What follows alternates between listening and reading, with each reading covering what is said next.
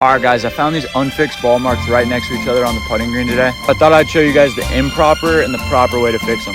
So this is the improper way. As you can see, I'm pushing up on the roots to kill the turf and make the spot brown and bumpy. And here's the proper way, pushing in on the ball mark. I can't emphasize this enough, more is less.